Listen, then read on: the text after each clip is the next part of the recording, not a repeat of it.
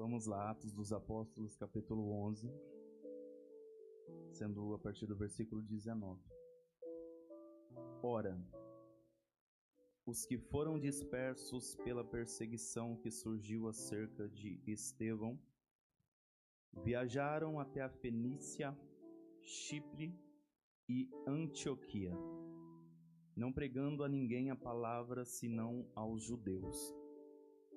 E alguns que entre eles eram homens de Chipre e de Cirene, os quais, chegando a Antioquia, falaram aos gregos, pregando o Senhor Jesus, e a mão do Senhor era com eles. E um grande número creu e se converteu ao Senhor. Então as notícias acerca destas coisas chegaram aos ouvidos da igreja que já estava em Jerusalém. E eles enviaram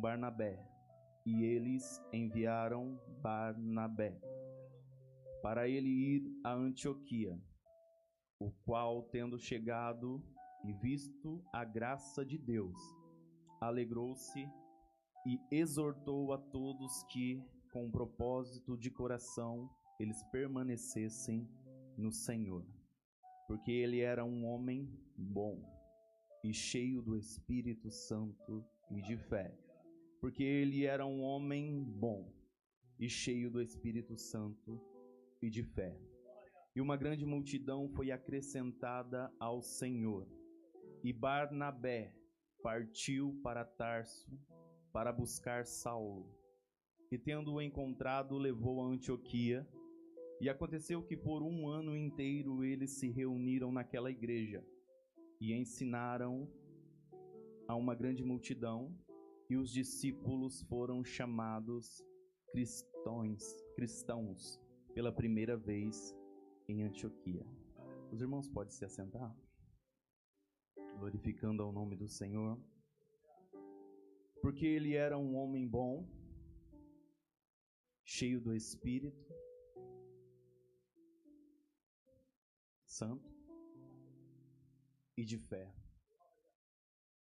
Irmãos, Atos dos Apóstolos, ou Atos do Espírito, é um livro escrito pelo evangelista Lucas, ao qual também escrevera o Evangelho de Jesus, sendo o terceiro evangelho. Lucas, após ele ter terminado a sua faculdade de medicina, ele agora sai do Egito, de Alexandria, e vai para Jerusalém.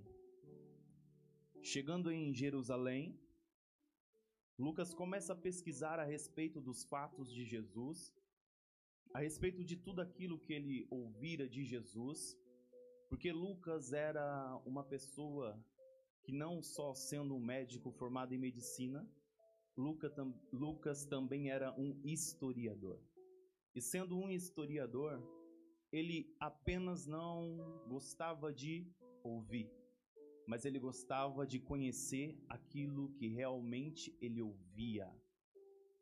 Nós precisamos não só ouvir, mas nós também precisamos procurar, correr atrás daquilo do que ouvimos.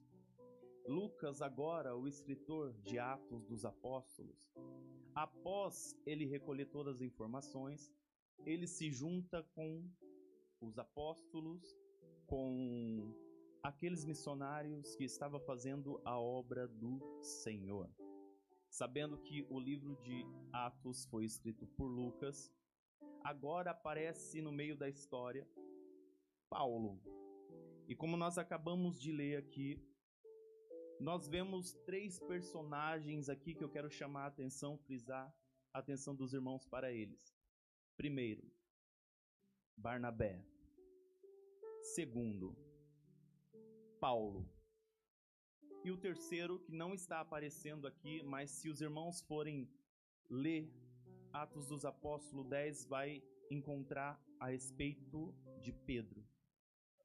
Agora, nesse contexto que acabamos de ler, é um contexto onde Estevão, depois de ter sido apedrejado, os irmãos que estavam ali, que viram Estevão sendo apedrejado, eles vão para a cidade de Chipre, para Cirene. E quando eles chegam lá, eles começam a falar a respeito daquilo que eles viram, daquilo que eles ouviram, para os gregos que estavam ali na época. E nós vemos aqui que Barnabé, após ele chegar a essa cidade, ele vê a alegria dos irmãos cultuando.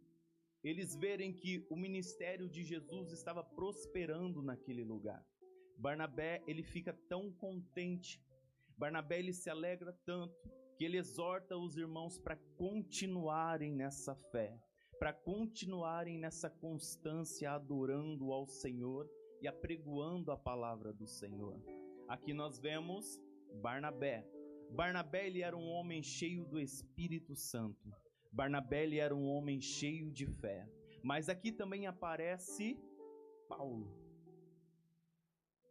E se os irmãos for procurar na Bíblia, vocês vão ver que Barnabé não aparece tanto na história. Mas Barnabé era um homem cheio do Espírito e cheio de fé. Se os irmãos conhecem aqui, falando de Paulo, eu preciso entrar um pouco na história. Paulo era um perseguidor da igreja, todo mundo conhece. Paulo queria matar os cristãos. Paulo queria prender a todo custo. Paulo pegava a carta para ter autoridade, autonomia, para na onde que ele chegar, ele tivesse um escrito: eu tenho legalidade em levar esses cristãos comigo e ficarem presos. Porém, nós sabemos que todos aqueles que perseguem o povo de Cristo não está perseguindo as pessoas, está perseguindo o próprio Jesus. E todos aqueles que se metem com o povo cristão, o próprio Jesus se apresenta para ele. E não foi diferente na vida de Paulo. Paulo agora, a caminho de Damasco, a Bíblia diz que de repente apareceu um resplendor, e aquele que era valente, quando encontra com Jesus, ou quando Jesus encontra com ele, se prostra e tem que reconhecer: quem és tu, Senhor? Quem és tu, Senhor? E Jesus, ele responde: eu sou Jesus, a quem tu persegues. Duro é contra ti, Paulo, recalcitrar contra os meus aguilhões. Paulo agora tem ali na hora já um reconhecimento de Jesus como Senhor. Aquele que era perseguidor passa a ser perseguido por Cristo. No caminho de Damasco, na estrada da graça. E quantos já teve esse encontro na estrada da graça com Jesus? Você pode glorificar o Senhor e engrandecer o nome dele?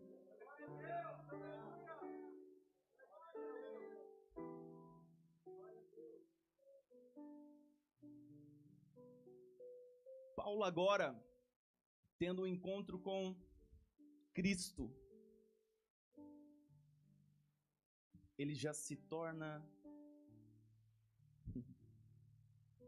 crente, já acredita, já reconhece Jesus como Senhor. Eu quero falar a respeito aqui do chamado. E nós devemos entender o chamado de Deus sobre nossa vida. Nós estamos falando de Barnabé, nós estamos falando de Paulo, e depois nós iremos falar de Pedro. Paulo, ele entra numa cidade, fica lá por 3 dias. Deus agora chama Ananias e fala: Ananias, vai a uma rua chamada Direita, porque lá para mim tem um varão valoroso. Ananias agora fala: mas Senhor, dias atrás ele estava com carta. Dias atrás ele queria prender todo o teu povo. Mas quando Deus falar, pode ser o profeta que for, ele tem que obedecer à voz do Senhor. Ok, Senhor, eu vou lá. Chegando lá, Ananias ora por Paulo. a visão dele é restabelecida. E aqui começa o processo de Deus na vida de Paulo. Todos os irmãos conhecem a história. Após Cristo, Paulo foi o maior missionário, o maior fundador de igreja. Mas só que é impossível nós termos um chamado e já começar de cima. Porque na caminhada cristã, nós começamos de baixo. No início, Deus formou o homem de baixo. No início, Deus formou o homem E para começar a caminhada com Cristo, nós devemos descer. Mas só que Paulo, ele era conhecedor da lei. Os irmãos sabem melhor que eu. Estudou com Gamaliel, conhecia o Pentateuco, conhecia a palavra. Porém, Paulo ainda não tinha intimidade com o Espírito Santo. E é impossível só ter a palavra e não ter intimidade. Mas só que Deus, quando tem um chamado, Ele faz com que nós conhecemos Ele por inteiro, na essência. Mas só que Paulo agora, já convertido aqui, ele queria pregar ali para todo aquele povo, nas sinagogas ali, do que ele tinha recebido, do que tinha passado com ele. Mas só que todos os rejeitavam. Ninguém acreditava na mudança, no convertimento de Paulo. Ninguém cria que Paulo realmente estava convertido. E muitas vezes é assim na nossa vida. Às vezes é tão grande aquilo que o Senhor faz na nossa vida, que nós já queremos sair dali, naquele momento, e começar a pregar a palavra do Senhor. Começar a falar a respeito dos feitos que o Senhor fez. Porque mais que ninguém, nós mesmos, no íntimo, no profundo, no escondido, nós sabemos da onde o Senhor nos tirou. Nós sabemos da onde o Senhor nos encontrou. Nós sabemos da onde o lamaçal do pecado que nós estávamos. Mas muita gente não acredita. Agora eles não acreditando ali, o que eles fazem? Aquele que tentava prender, queria, planejava matar, agora é o mesmo que está sendo perseguido pelos cristãos ali da igreja. Saulo agora, Paulo ali, fala da palavra do Senhor, mas o povo não aceita. E mais ainda, o povo não aceitando, ainda planejavam em matar Paulo. Eles planejavam em matar Paulo. Porém, tinha um naquele lugar, que não era judeu, era gentil, Barnabé. Ele disse: Paulo, estão tentando te matar aqui. Paulo, o teu chamado ainda nem começou, mas estão tentando te matar aqui. Ou seja, ninguém aqui está acreditando no teu chamado. Ninguém aqui está acreditando o que Deus tem na tua vida. Mas eu, Paulo, vem comigo que eu vou te tirar daqui desse lugar e vou te levar para Jerusalém. Vem comigo que eu acredito no teu chamado. Vem. Paulo agora vai junto com Barnabé. Porém, chegando em Jerusalém,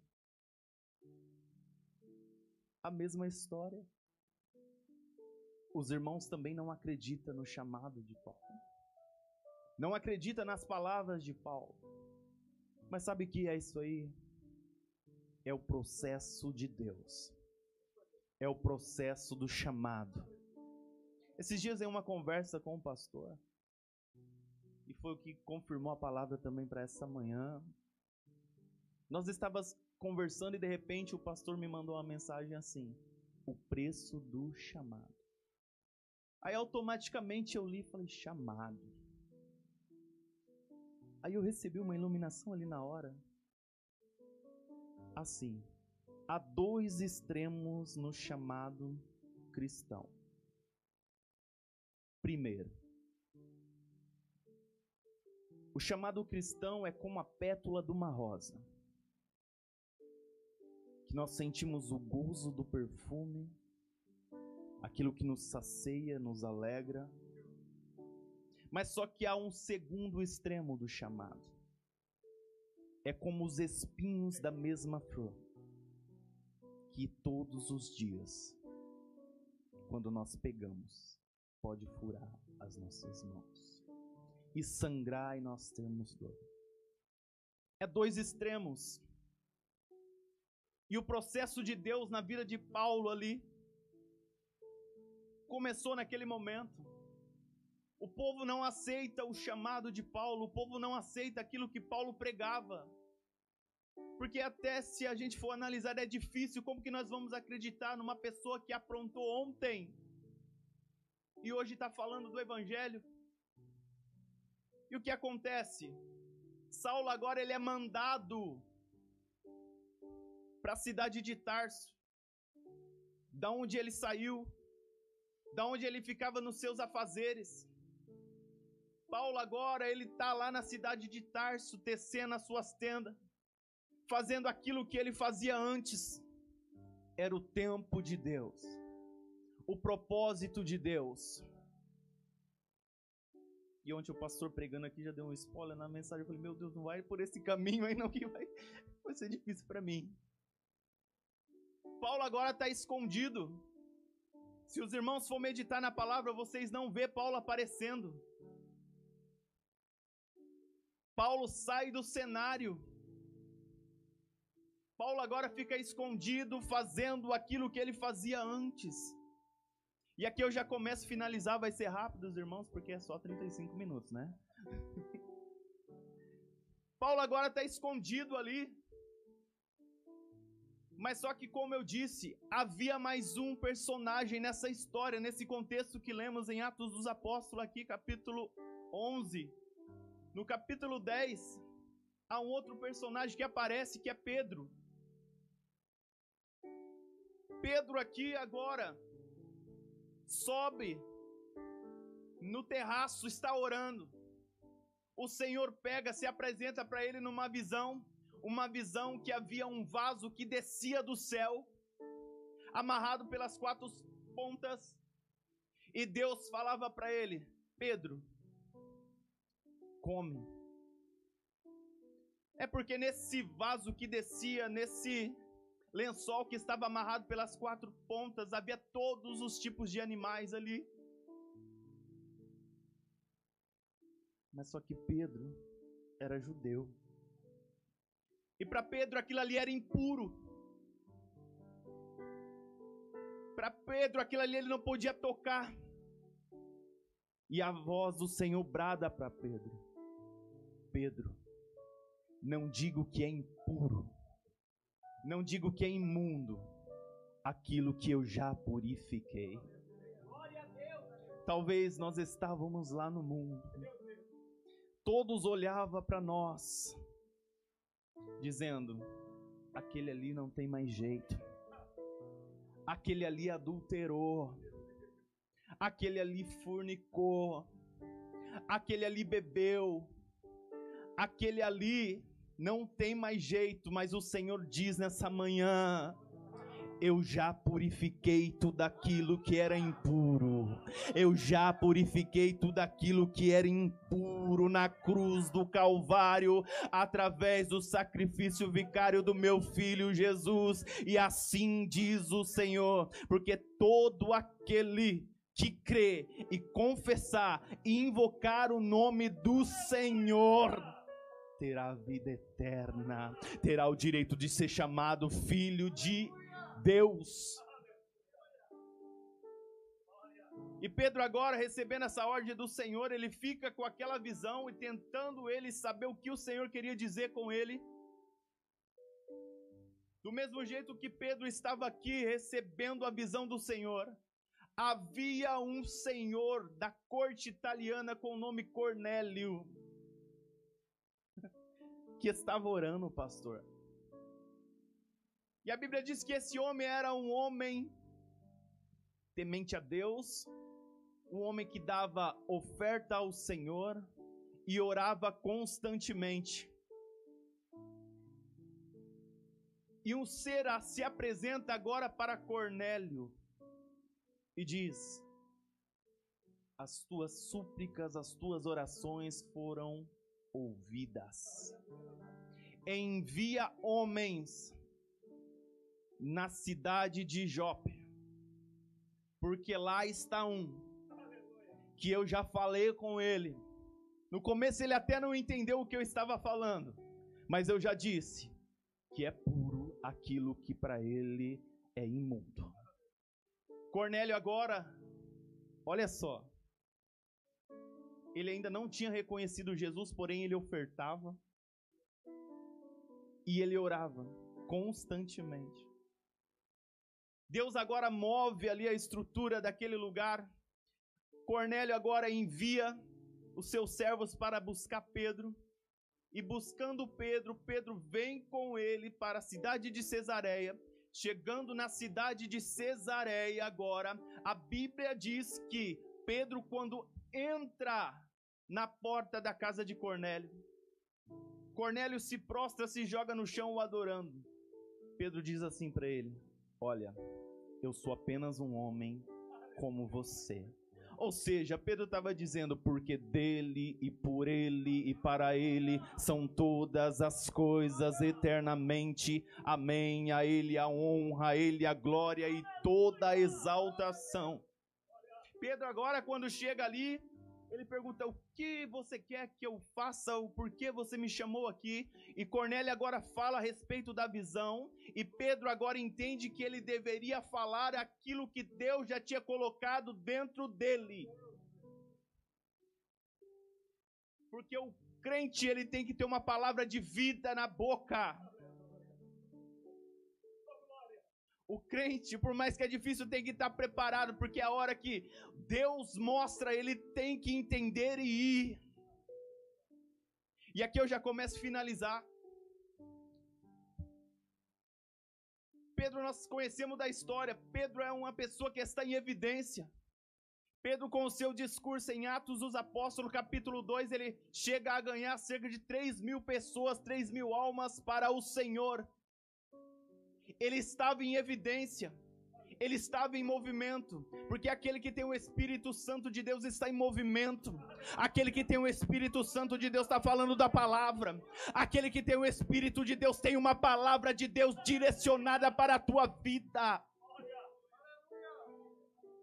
E Pedro começa, sabe a fazer o quê? A falar da palavra para Cornélio. E Pedro agora começa a falar dos feitos de Jesus. Pedro começa a falar a respeito do batismo de Jesus por João. Pedro começa a falar acerca ali do que Jesus fez quando Deus ungiu Jesus de Nazaré com o Espírito Santo e com poder. Porque o livro de Atos dos Apóstolos é um livro onde não tem fim. É um livro onde não tem amém. Porque com o Espírito Santo não tem ponto final. Com o Espírito Santo não tem final. Aonde tem ponto final, Deus pega, apaga e coloca uma vírgula e continua a história. Ele começa a falar a respeito da palavra para Cornélio. Cornélio agora começa a receber a palavra junto com todos aqueles que estavam ali, porque a Bíblia diz que Cornélio não só recebeu a palavra para si, porém Cornélio chamou muitos que estavam na circunvizinha para ouvir o que Pedro tinha para falar. Cornélio era uma pessoa que ainda não tinha o Espírito Santo, mas ele já reconhecia que todos precisavam ouvir a palavra do Senhor. E a Bíblia diz que Pedro vai falando. Todos que estão ali vão se admirando com aquilo que ouve. Porque é impossível ouvir da palavra quem realmente ama a palavra e não encher o seu coração de gozo, não sentir uma alegria, não sentir uma paz, não sentir um alívio de alma. E a Bíblia diz que de tanto Pedro falar a respeito da palavra, o Espírito Santo, ele caiu sobre a vida de todos que estavam ali. Eu vou repetir. O Espírito Santo de Deus caiu sobre a vida de todos que estavam ali, e eles foram impactados através da palavra, porque aonde tem palavra o Espírito tem liberdade, aonde tem palavra o Espírito desce, batiza, cura, salva, restaura, liberta, transforma, muda o ambiente, muda o culto, porque o Espírito Santo de Deus transforma o ambiente. Eu acho que você não está entendendo. O Espírito de Deus transforma o ambiente. Se o ambiente está triste, quando Jesus chega através do Espírito, a alegria. Se alguém que está no ambiente não glorifica, começa a glorificar. Se alguém que está no ambiente está com uma doença, o Espírito Santo cura. Se alguém que está no ambiente está com depressão, o Espírito Santo cura. Se alguém que está no ambiente não está aguentando mais, está prostrado, está querendo parar, está querendo largar da esposa, do marido, está querendo se matar, o Espírito renova o entendimento, o Espírito renova o entendimento, e o Espírito Santo está aqui nessa manhã, renovando o entendimento, te trazendo para perto, para entender que eu estou na casa. Você pode glorificar a Deus? Você pode glorificar a Deus? O Espírito está na casa. O Espírito está na casa. E aqui é o caminho para o final, de verdade. Nós estamos vendo aqui os personagens.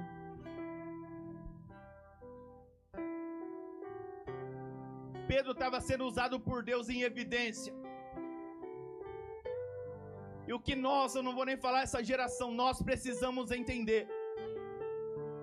Que nós devemos entender o tempo de Deus sobre nossa vida. Nós devemos entender o propósito do chamado em nossa vida. Porque o chamado cristão não é apenas estar em evidência. O chamado cristão não é apenas estar com o microfone pregando no pedestal na mão. O chamado cristão não é apenas estar tocando, fazendo o céu descer para esse lugar. Há momento que o Senhor vai te levar para ficar escondido. Há momento que o Senhor vai pegar, o Senhor não vai quebrar nada, porque o Senhor não quebra o vaso, é o vaso que se quebra. Deus muitas vezes vai te pegar quebrado, vai te levar para olaria, isso. Vai te levar para a oraria, vai te transformar e vai te moldar do jeito dele. Porém, o que você tem que entender que há um propósito em todas as coisas debaixo do céu. Você tem que entender que do mesmo jeito que usa Pedro, que Deus usa Pedro com autoridade em evidência na igreja, em evidência na casa de Cesareia de Cornélio, Deus também está falando com Paulo, que está escondido lá em Tarso, tecendo as suas tendas. Paulo não estava em evidência. Paulo não estava em evidência. Deus leva Paulo para ficar em Tarso, escondido. Porque Paulo ouviu coisas que nenhum outro homem ouviu, coisas inefáveis. Paulo está escondido. Agora eu encerro.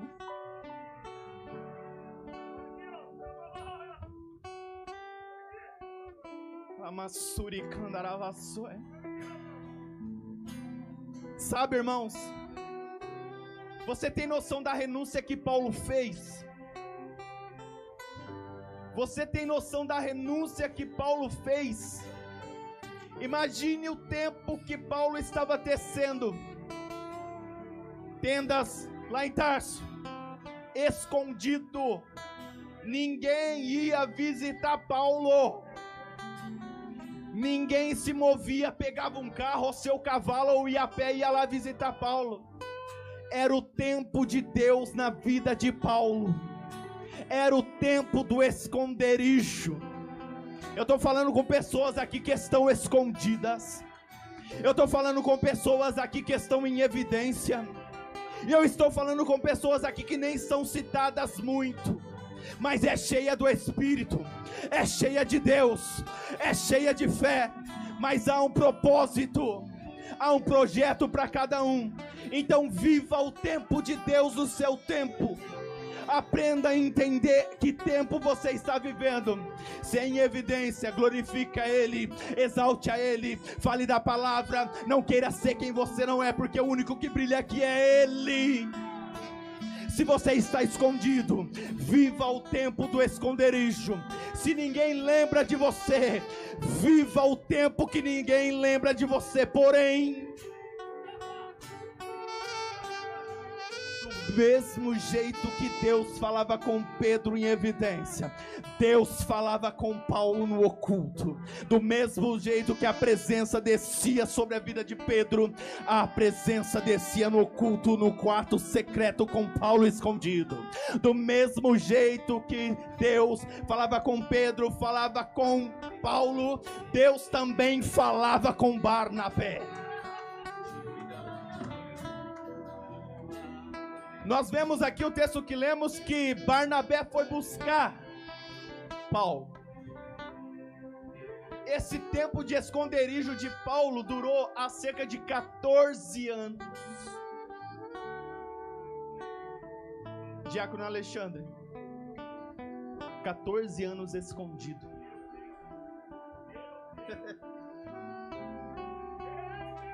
Ninguém dava nada. Muitos até deviam pensar: tá morto. Ninguém via. Ninguém via.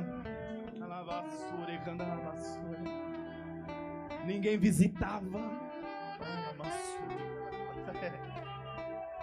Mas havia um Deus, Pastor Charles, que conhece aquele que está em evidência, mas conhece também aquele que está escondidinho. E Deus fala assim: Barnabé, faz o seguinte, tá vendo essa igreja aqui que está prosperando em Antioquia? Você tá vendo aquele que você guardou? Porque ele é cheio do Espírito e cheio de fé. Porque o crente que é cheio do Espírito, cheio de fé, não mata irmão. Irmão que é irmão, ele esconde. Porque foi Barnabé que mandou Saulo ir para Tarso ficar escondido. Mas só que ele era cheio do Espírito e ele ouvia a voz do Senhor. Barnabé faz o seguinte: tá vendo Saulo lá em Tarso escondido? Chegou a hora dele. Senhor, mas o que eu faço? Desce lá em Tarso, desce, Barnabé. Pastor, eu posso usar o Senhor? O pastor vai ser o Barnabé, tá bem, gente? Cheio do Espírito, um homem cheio de fé. E o pastor Charles vai ser Paulo. Senta lá, senta lá. Tá lá no fundo. Lá na última cadeira. Tá lá. Saulo escondido, Paulo escondido. Mas só que nós não entendemos porque falar assim é fácil. Porque nós lemos a Bíblia às vezes, como eu já disse, como um jornal, mas nós temos que meditar em oração. Sabe o processo que nós passamos interno muitas vezes dentro de nós? Eu sou homem, eu sou ser humano, eu sou falho. Muitas vezes eu falo: Senhor, eu não quero mais.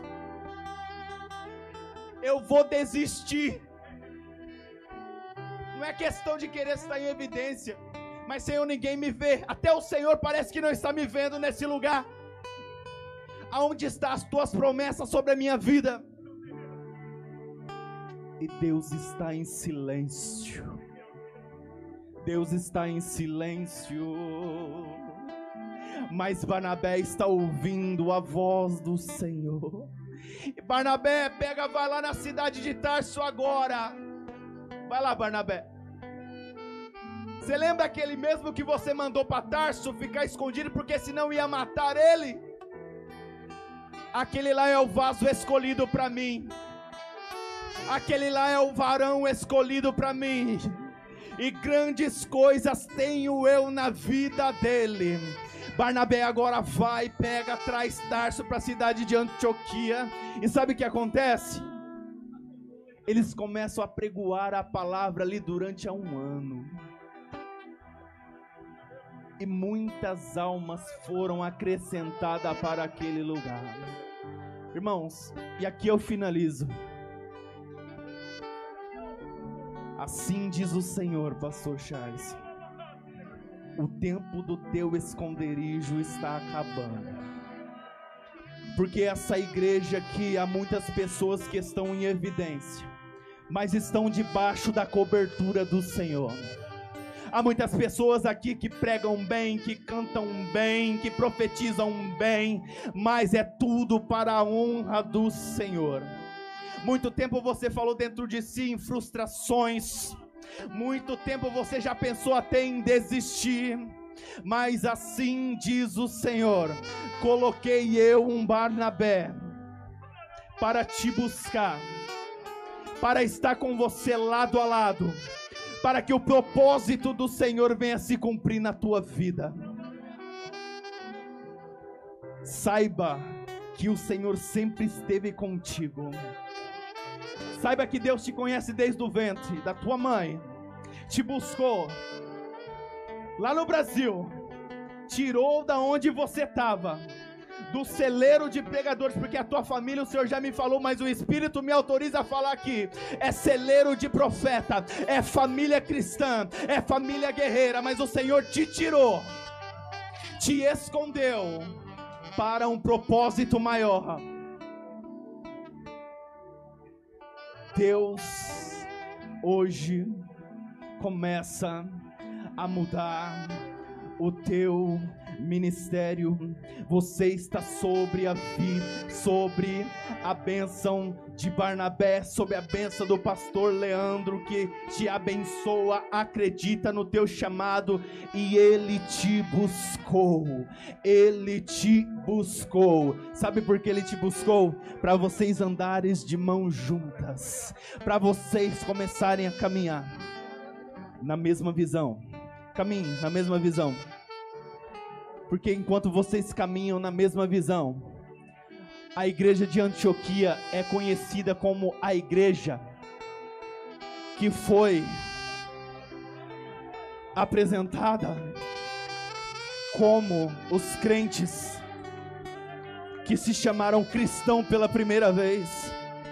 E ser cristão, pastor Charles, vai muito mais do que pular. Ser cristão, pastor Charles, sabe o que é? É ter amor às almas.